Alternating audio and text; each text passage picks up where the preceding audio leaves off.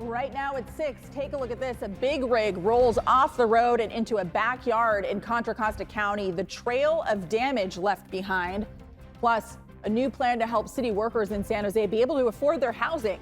A major investment in the middle class that could also help a struggling downtown high-rise. This is not, a case where the city's just throwing money at a private project. We're expecting to make all this money back plus some profit. And a Napa winery ordered to pay millions of dollars in fines over alleged permit violations. Why the owner says a fight with the county could end her business. This is the most inhumane thing I've ever seen. I mean, it's just the whole thing has been so grossly abusive and punitive. And later, how some orphaned baby squirrels are feeling the love from a Lafayette woman who makes it her mission to help them survive. Do you ever feel like you're in a Disney movie? Oh, yeah, sometimes.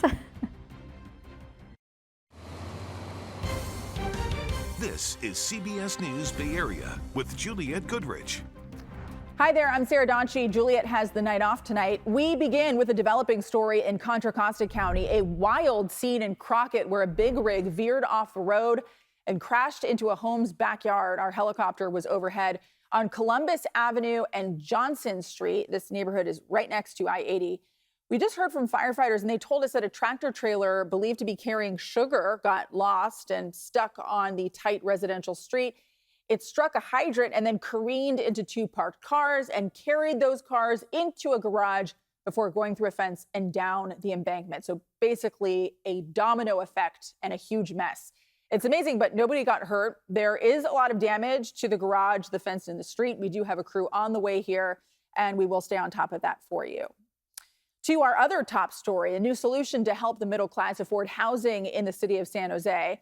While the median income of San Jose sits around $146,000 a year, many middle class workers are still struggling to afford housing, particularly those who work for the city. Now, the city is unveiling a new initiative to make it easier for workers to find affordable housing near where they work.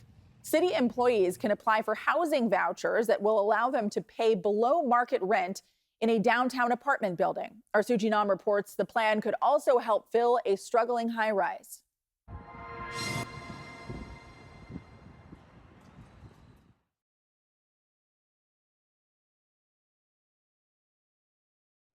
You can't talk about Black history in the Bay Area without mentioning the Black Panther Party. Names like Huey Newton, Bobby Seale, Eldridge Cleaver define that legacy. And then there's Emory Douglas, the party's Minister of Culture, creator of its iconic logo, an artist behind the Black Panther newspaper until it folded in the 1980s. The Black Panther Party was born in West Oakland, a force of protection and freedom in the turmoil of 1966 America. Today, that legacy lives on through an award-winning walking tour. Our Mary Lee introduces us to the people who devoted their lives to protecting and empowering the community. Nobody had ever seen Black men standing up to the police, the Oakland Police Department. Yeah. Just like we...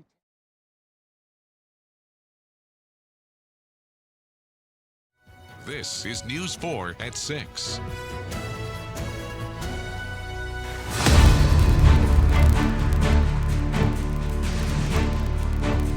It was the biggest relief that when they showed up, because you have that sense of safety and that you felt like, okay, they're here, they're going to take care of us, everything's going to be okay.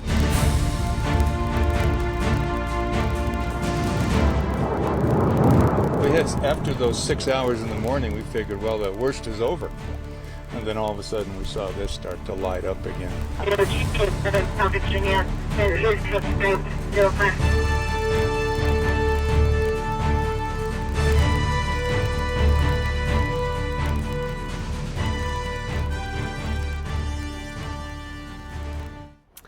Good evening, everyone, and thanks so much for joining us tonight. I'm Shelby Sheehan. You just watched some of the harrowing sights and sounds from the Davis fire burning in South Reno.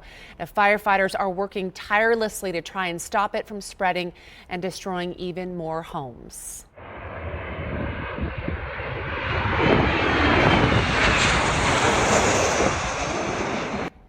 And just a look at some of the numbers right now, the Davis fire has scorched over 4,700 acres since it began Saturday at the Davis Creek Campground and Park in Washoe Valley.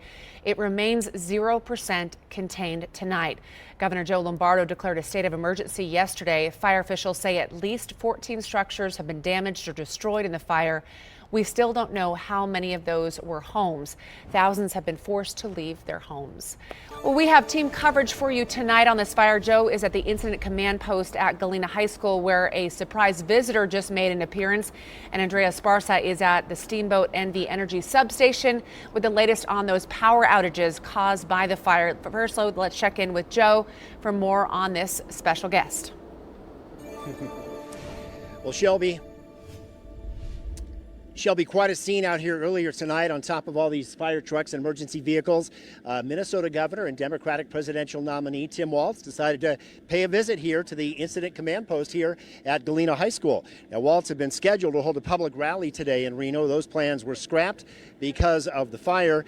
Governor Walz shook a lot of hands, brought pizzas and refreshments, and asked some questions. But really, he was here to say thank you to those who are out there fighting the fire.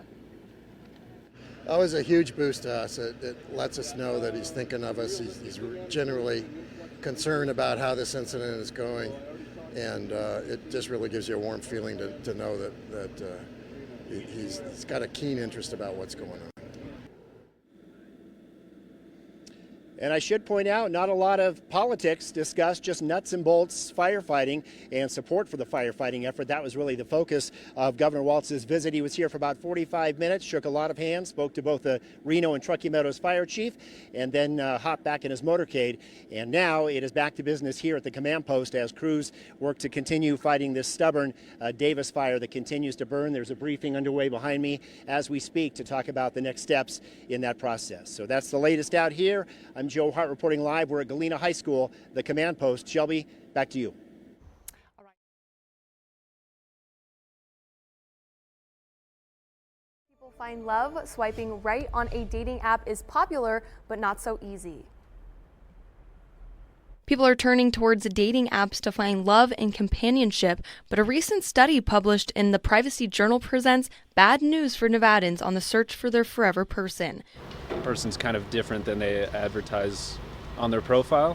Their study designates Nevada as the most dangerous state for online dating.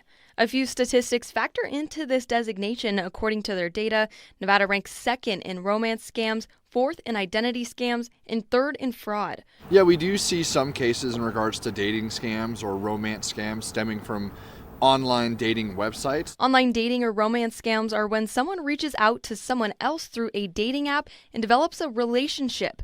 They then use that relationship to extort money or personal information from their victim. Scammers use tactics like elaborate storytelling to draw a person in and a false sense of urgency to make them react. And then that individual thinks they're in a dating relationship online with this person, will then send them money, and then ultimately it can be, thousands and thousands of dollars in the end. These scams are costing Nevadans. In 2023, the FBI's Internet Crime Complaint Center received approximately 259 romance scam complaints for the state of Nevada, and with a total loss of about $5.8 million. Nationally, the Federal Bureau of Investigation recorded nearly 18,000 romance scam complaints in 2023.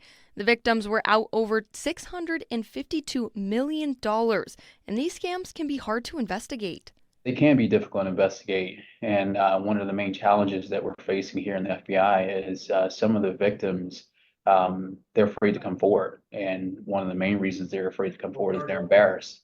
You can protect yourself when dating online. However, well, we would suggest if anyone's, participating in online dating, apps, just be vigilant and just be careful who they're befriending online, and just make sure they get to know the people, and, don't send any money. Some dating app users have their own methods. I just block them. Anytime, there's like a money or a link or like any sort of personal information, that's just like an immediate stop contacting. Your person could be out there, but so are the scammers, so be careful when you swipe right.